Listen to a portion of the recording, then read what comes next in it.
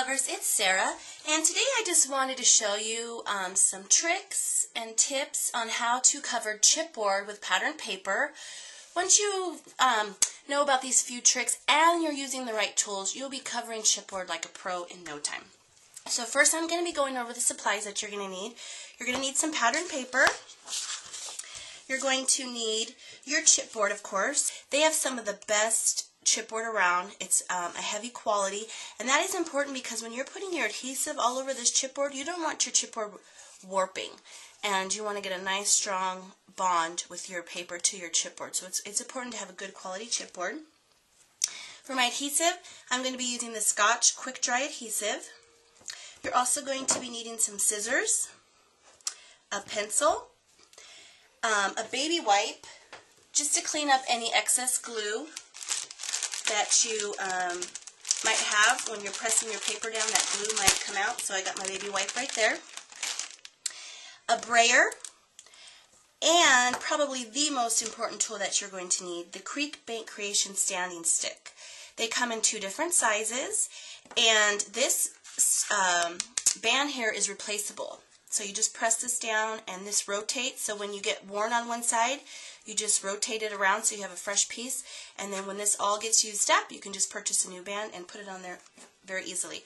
The smaller one is great for going around your more intricate shapes. Okay, so those are what we're going to be using today. Let me get my supplies out of the way.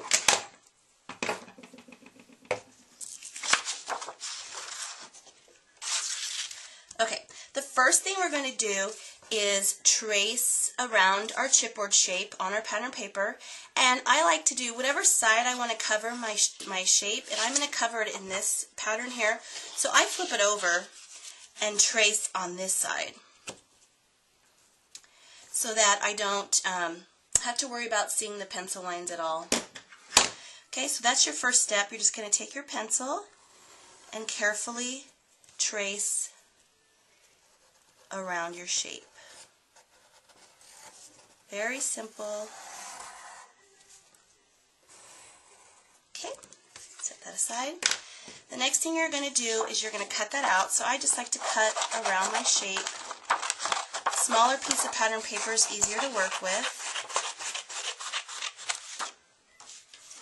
And then, let me get rid of this piece here.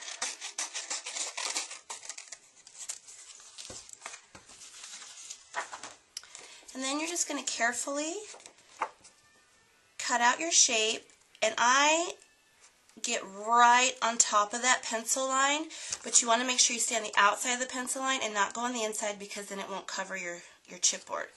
So just take a little time, have patience, cut as best as you can. And when you get to the, I'm going to cut in here so I can show you.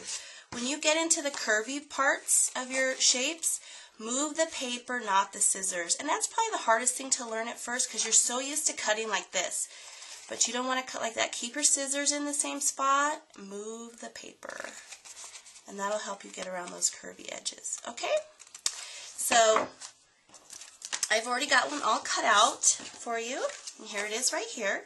So the next step is to adhere your pattern paper onto your chipboard. And I'm going to grab a piece of scratch paper here just so I don't get glue on my mat.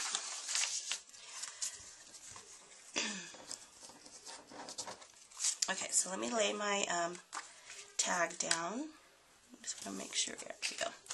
Okay, so I'm going to grab my quick dry adhesive. The first thing we're going to be doing is as thin of a line as we can get and as close to the edge as we can get. And you do need to move a little bit quickly with this adhesive because it does dry quick, and you don't want it to dry on you before you can get your chipboard down. So as quick as we can, we are going to make a thin line around the edge of our shape, and then we're going to go all over. Okay? And you want to get that lid on your glue too, because that'll dry it out. Then we're going to lay our pattern paper down, and then here's where you're going to grab your brayer do that again. It's important to push that adhesive all the way to the edge.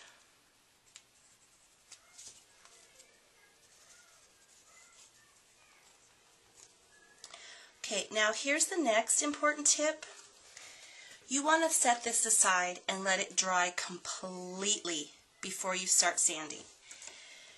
Wet glue on the sanding stick is not good. You'll ruin your sanding stick, plus you'll break the bond, and you want your adhesive and your paper to have a good strong bond to that chipboard.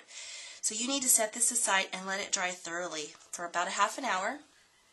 So through the magic of video, I have one that's already done. It's fully dried. It's been sitting for a while. Now I'm going to show you how to use the sanding stick. I'm going to start off with the bigger one, which is the blue one, just to go along the straight part, and then when we get to the curvy parts, I'll use the smaller one. Okay? Very important. You don't want to saw back and forth. When I first started covering chipboard, that was the mistake I made because it's just a natural movement. When you lift up, you're breaking that bond. So you want to make sure you're staying down, pushing that paper down. Okay? And you don't have to press super hard.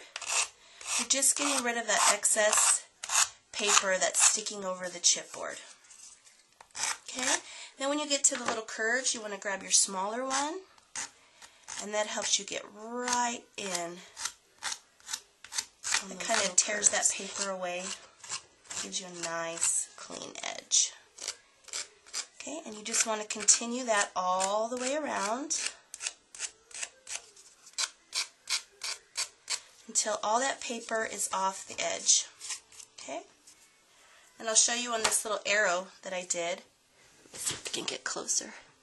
So you see how there's no paper on the edges of the chipboard, and you have a nice strong bond to it. Okay? Simple, huh? It seems like it's kind of hard. You do have to be patient with it, and it does take some practice, but once you get the hang of it, and once you use the right tools, that makes a huge difference. You got to have the right tools. And you can ink the edges if you'd like to give it kind of a more distressed look, whatever, or you could just leave it like that. This chipboard is great for making mini albums, little books, for these little embellishments you can add to a scrapbook page or a card, or put them on frames. I mean, the possibilities are endless. And Creek Bank Creations has a huge assortment of all different kinds of chipboards. So, and now that you know the tricks and the right tools to use, you'll be covering chipboard like a pro in no time. Thanks everybody for watching, and have a blessed day.